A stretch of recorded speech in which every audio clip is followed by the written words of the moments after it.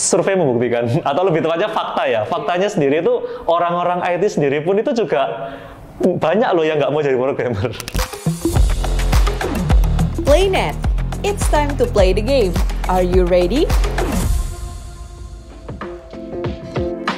Hi Kak, welcome to PlayNet. It's time to play the game. Are you ready? Ready? Oke deh Kak, boleh kenalan dulu dong Kak dengan kakak siapa dan pekerjaannya sebagai apa? Oke, jadi nama saya Davin.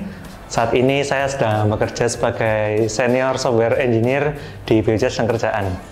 Yeay, oke deh Kak Davin. Nah, di sebelah kanan Kak Davin ini ada layar. Nanti ada beberapa cuit-cuitan teman-teman IT people yang ada di Twitter. Nah, nanti kakak bisa mereaksi nih, menurut Kak Davin itu seperti apa sih gitu. Oke deh, ready Kak ya?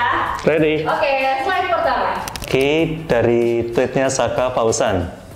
Jika teman-teman bukan dari dunia tech dan tertarik terjun ke dunia tech dengan asumsi tidak ada tech knowledge sama sekali, saran saya pribadi, jadilah software engineer. Betul kakak. Ntar, saya pahami dulu aja. Bisa sih, bisa jadi. Oh iya, kenapa tuh Kak alasannya? Kalau menurut saya sih, apa ya, karena software engineer tadi itu, kalau menurut saya, ada keasikan tersendiri sih. Jadi bisa kayak, jadi kayak semacam jadi gerbang awal lah untuk bisa terlibat jauh lebih dalam lagi di dunia tech.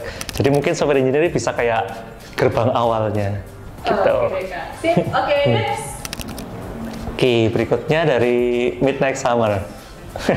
Kak, sebenarnya kita bisa gak sih cukup belajar dan skill di satu bahasa programan saja? Karena front end sendiri udah require 3 bahasa sekaligus. Mobile dev juga gak cukup 1. Nah, bisa nggak tuh Kak kalau satu bahasa pemrograman doang? Oke, jadi sebenarnya ya kurang lebih gini. Sebenarnya tergantung kebutuhan perusahaan di mana kita bakal bekerja juga gitu. Karena ini ya, kalau sekarang kan trennya itu ada semacam fokus pada satu bahasa programan aja. Jadi biar nggak terlalu banyak bahasa programan di satu perusahaan. Kalau misalnya di perusahaan itu memang untuk front end sendiri ya, misal itu cukup satu seragam gitu ya nggak apa-apa, skill di satu bahasa programan aja. Tapi ya nanti kalau ternyata kedepannya perusahaannya itu menggunakan bahasa programan yang lain, ya siap-siap belajar juga dong. Oh, okay. Kayak gitu. Jadi satu nggak cukup ya Kak ya? Satu nggak cukup sebenarnya. Tapi sebenarnya ya itu disesuaikan sama kebutuhan perusahaan juga sih. Oke, next yang ketiga. Oke, jadi sekarang dari kurangin. Oke, please banget lah Gen Z Indo. Kalau cita-citanya cuma jadi 50 juta sebulan, gak usah jadi programmer. Jadi tukang pecel lele aja yang sambalnya yang pedes. Gimana tuh Kak? Kalau gaji 50 juta katanya gak usah jadi programmer. Oke, jadi kalau saya bilang ini untuk di skala Indonesia ya, mungkin kalau emang jadi programmer atau software engineer gitu ya, agak susah memang 50 juta. Waduh. Karena untuk sebenarnya ya, untuk yang gajinya tinggi itu sebenarnya ada lebih ke sistem analis, bisnis analis. Itu mereka itu yang biasanya gajinya lebih besar. Kenapa? Karena mereka itu yang istilahnya kayak memberikan batasan-batasan programmer ini bakal kerja seperti apa. Karena itulah mereka itu yang gajinya bakal lebih tinggi dari programmer. Jadi ya mungkin nggak tepat juga sih kalau jadi tukang pecel lele. Tapi ya mungkin kalau tukang pecel lelenya sukses ya bisa ya. Tapi kalau emang secara khusus programmer ya mungkin kalau 50 juta mungkin emang agak sulit. Kecuali perusahaan yang benar-benar tajir melintir gitu mungkin bisa. Tapi ada potensi dapat 2 digit nggak sih Kak? Sangat. Sangat. Berarti 2 digit boleh lah ya? Ya, 2 digit boleh lah, berharap ya. Kalau 50 juta mungkin ini jadi tukang pecel lele aja lah. Oh ya, 9 ya? 9. Oke deh, next yang keempat. Oke, sekarang dari Yupi. Oh ini ada gambar ya? Iya, reply dia. Sebutkan pekerjaan yang nggak akan kamu ambil meskipun kamu menganggur lama. Waduh.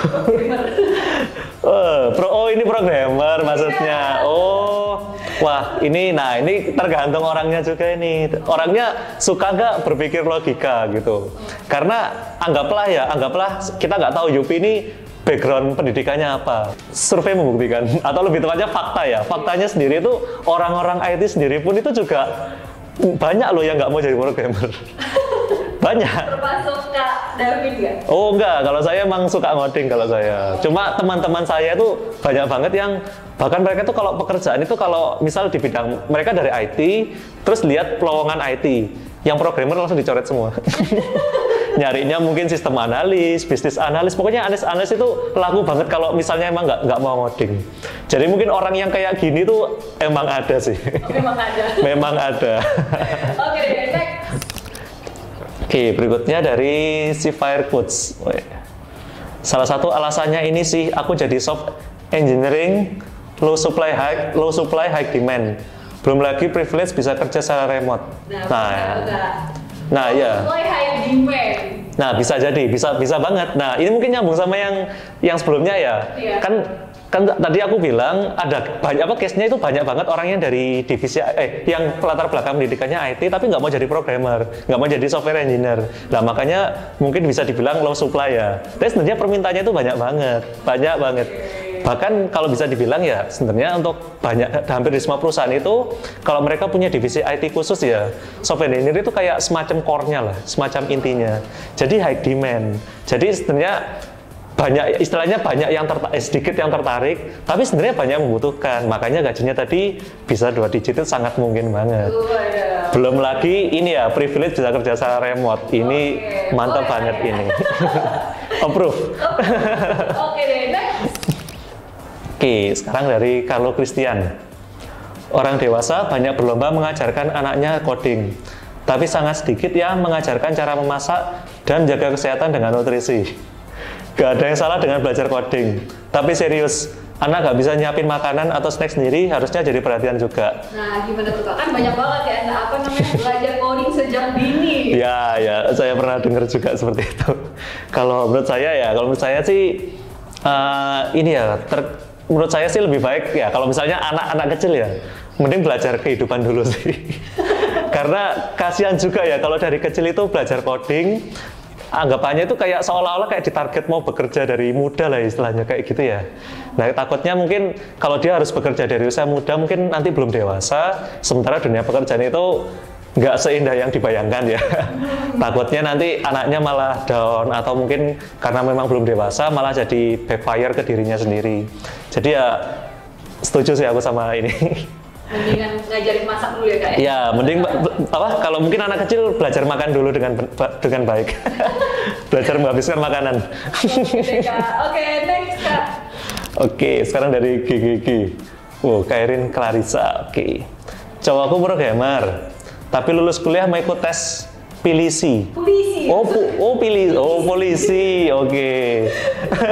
Aku berusaha buat yakinin dia buat stay di bidang ini tapi gak bisa.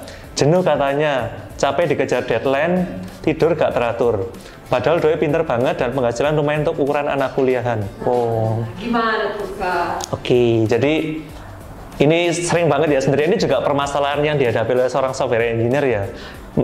Kalau misalnya istilahnya kalau tadi kan dibilang low supply high demand. Nah, kita bahas tentang high demand-nya. Sebenarnya itu banyak banget permintaan ke seorang software engineer ini. Jadi untuk kasus ini ya capek dikejar deadline ini bisa banget sih. Bukan karena orangnya malas ya. Istilahnya kayak ngerjainnya lambat bukan, tapi memang load-nya terlalu banyak. Jadi ya kalau kayak gini sih mungkin kalau saranku ya antara mungkin nyari perusahaan yang load-nya nggak sebesar itu, atau mungkin ya sekalian jadi polisi ya nggak apa-apa sih. Oke, polisi ya. Ya polisi.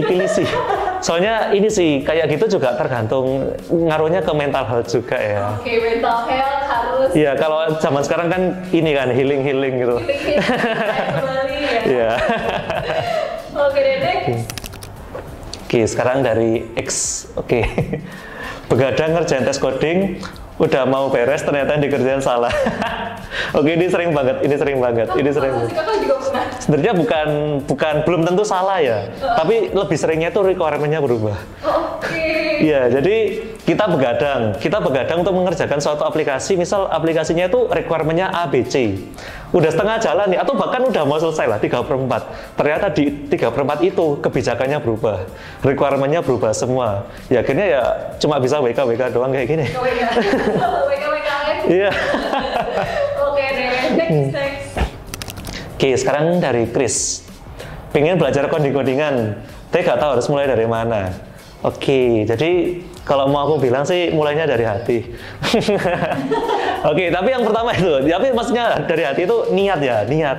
Karena ini ya, sebenarnya banyak juga case-nya itu orang yang sebenarnya bukan dari bidang IT, tapi dia tertarik oleh IT ya. Akhirnya dia mulai belajar coding, ambil kursus-kursus tersendiri di bidang IT. Akhirnya dalam waktu ya kira-kira berapa bulan atau dalam 1 tahun gitu udah dipercaya loh jadi mengerjakan IT gitu.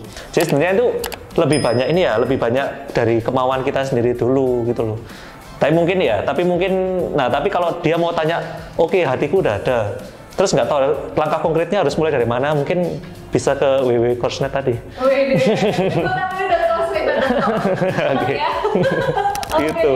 Thank you banget ya Kak David udah main di Playnet. Oke, see you, thank you. Halo, perkenalkan, nama saya Davin. Saya seorang senior software engineer di BBS Kerjaan. Dan kalau misalnya ya mau belajar tentang software engineer, terutama di backend, teman-teman bisa daftar di Coursenet. Oke? Playnet. It's time to play the game. Are you ready?